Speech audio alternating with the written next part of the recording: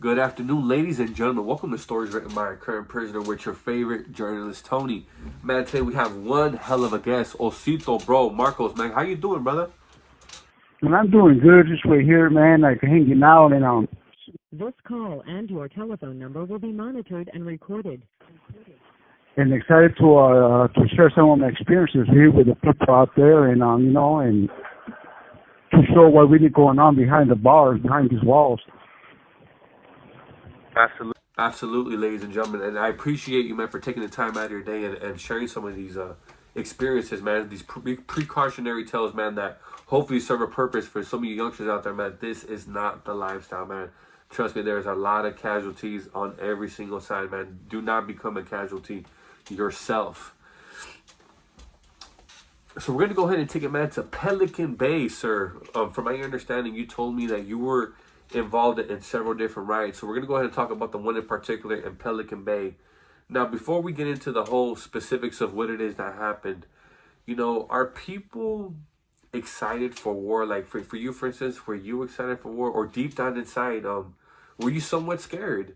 Were you somewhat nervous? You're going up against some other individuals who are lifers who, in reality, some of them ain't got nothing to lose. A lot of them have a lot of built up anger, who are just as big, who are just as strong, who work out all day too, and wouldn't hesitate twice to take your win. People are really taking metal shanks out there. So were you excited to go to war, or deep down inside, were you scared? Man, deep down inside, I was scared. I mean, I was like, I could lose my life here on the yard. But at the same time, coming from the streets and knowing that I'm from the city of North Hollywood, it's like, man, heck with it, like, I'm going to go all in, and regardless, it's from a different cause, which is the sur over here. But down deep in my heart, I was pumping myself up, saying, man, I'm doing this from the barrio, from the city I grew up out there, and that was my encouragement. But definitely, see, I was scared and afraid, but, got to do what you got to do sometimes, man. No, I understand. So, talk to me, bro. What was it that happened? Like, how did you catch wind initially that there was actually tension? When did you first catch wind that perhaps you guys might have to, kick it off? Yeah, when I had barely got there, I had raised my hand, because I was considering myself a soldier. So I told the dudes, the homies that had the yard, go, hey, next mission, I want to go. And around the time, there was a homie, specifically from Canoga Park, that he came from the shoe with word from the big homie saying that, hey, there's no skinheads allowed on the yard. So that's the moment that I caught wind and I found out, and I had to go to this mode, like preparation mode, because the target, it had to be taken out, and so that's how I caught wind through the movement of politics. And from your understanding, why was that person initially targeted? Well, this person was targeted because he got drunk and he got disrespectful with the wrong cats, with the big homies, which is the mafia, the Mexican mafia. So, and by no means that nobody could disrespect anybody and have no repercussions, right?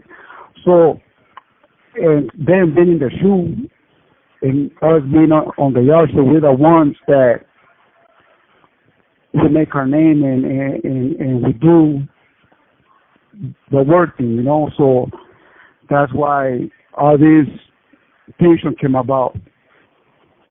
So would you be able to take me there to that day? Were you guys already, castering weapons and doing all that, finding little hiding spots to be able to walk out to the yard, and actually, were you guys already prepared for this day? How did it play out? Well, it had already kicked off on the bottom tier when it was in the yard. So they took all the homies out because there were like 30 homies, and the brother skinned his back. So when the brother skinned his back, they only allowed one section of A or 5 block out, and it was only 8 sureños, and I was one of them 8, and it was 12 skinheads. So we knew that going out there, it was going to be on. But here in prison, when it's about to kick off, you're not going to get off as soon as you get off the building. You got to let everybody get to the yard. So when I was on the yard, I was squatting down, man, and I'm trying to pull out the knife that I had in me. and I had kissed her because it was that time. But things was happening so fast as I see the skin is coming out, and I'm like, damn, right?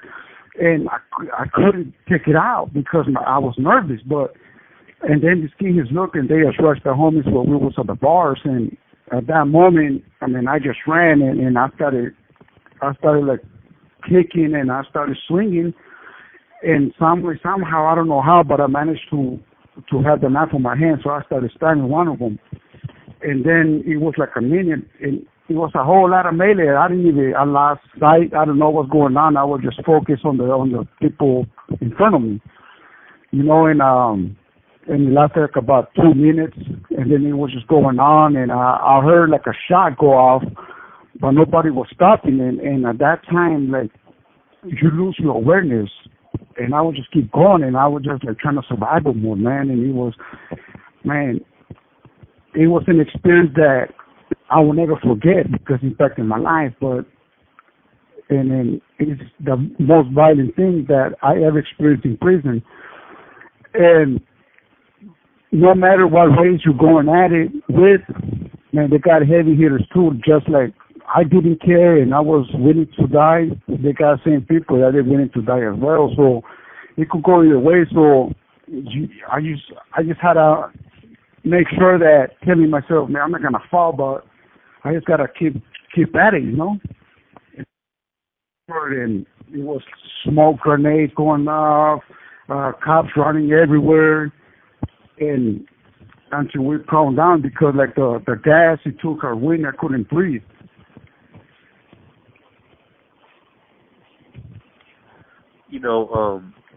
During the midst of everything going down, the chaos erupting, everybody's, attacking somebody, did you see someone in particular on the other side get severely hurt? Or did you see one of your fellow homeboys, get severely hurt or severely injured? In the process, I mean, it was a lot of stuff going on. Yeah, I see people falling down, getting stomped on, but at the time I couldn't see, like, man, who is that? Or if that was a homie, if that was a skinhead.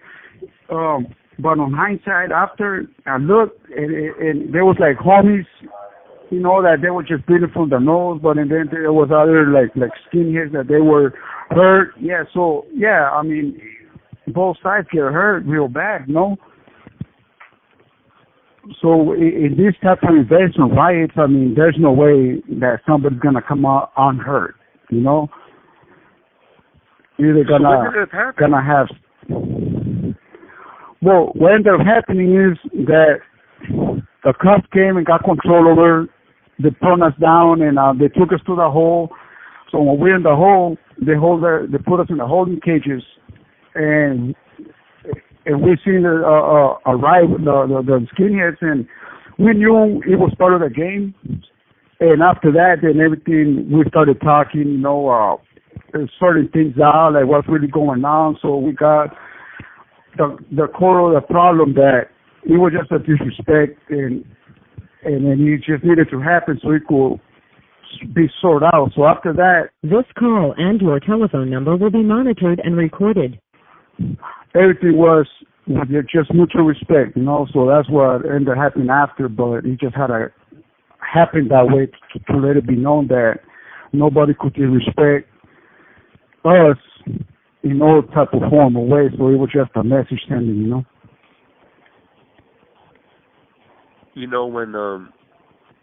When people participate in this gangster activity, when they join the gang, when they're out there on the streets, I'm pretty sure it doesn't come across their mind that if they were to get caught and they were to go to prison, that eventually they might have to go to war, or eventually they might have to do the unthinkable, some might consider disgusting, and shove a weapon up their behind. They would have to hoop it, they would have to keister it, and is that something that ever came across your mind?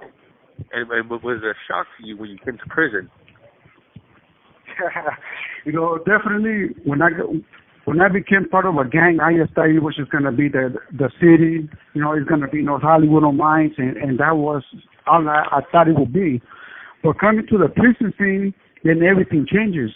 everything goes under the south side. So nobody knows when you barely get into a gang what's ahead, and definitely I was in shock when I came to prison and the things like kistering, knives, taking kites, taking drugs, whatever. I was like, man, if I would have known this before, probably would have never been a part of anything, but unfortunately, nobody, like, when I came to the gang scene, I didn't know. I just learned as I went, and I came to prison, and it opened my whole horizon. I'm like, this is it, huh? So all that respect and everything that I was seeking on the streets, this is what it led me to. It's like, man,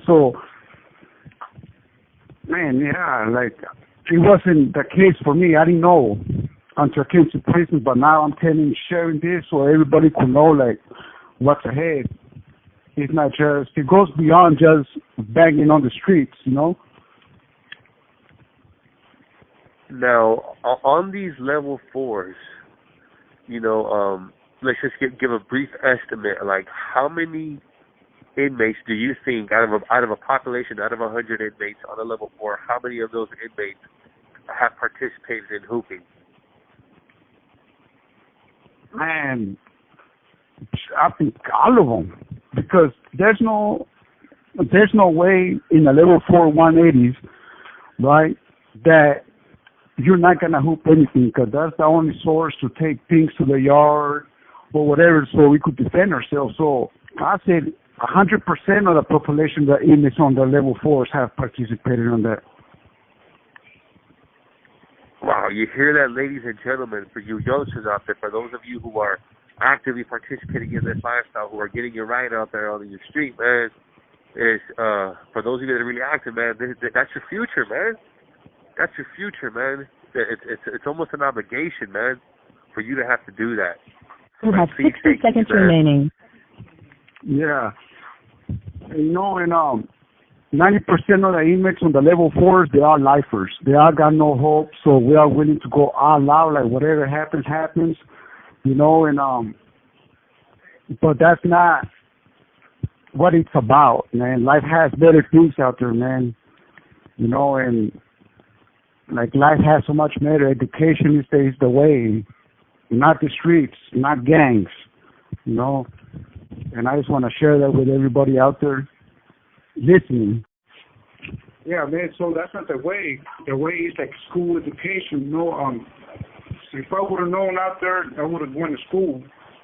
But since I've been in prison, all my experiences have led me to realize that without education, even in prison, I won't be able to get a good job, or I won't be able to do anything positive. So now I'm going to school, going for my GED, man. I'm one test away from being certified of HFM, the Healthcare Facility Maintenance. So to all the kids out there, man, like, just know that the streets doesn't have anything good to offer. You're going to end up in prison just being stuck in this box, just like I've been for the past 20 years. And you're going to see your family getting older without nothing I can do. And I just want to encourage you guys to, to stay positive out there, man. Stay out the street. Just do better, greater things.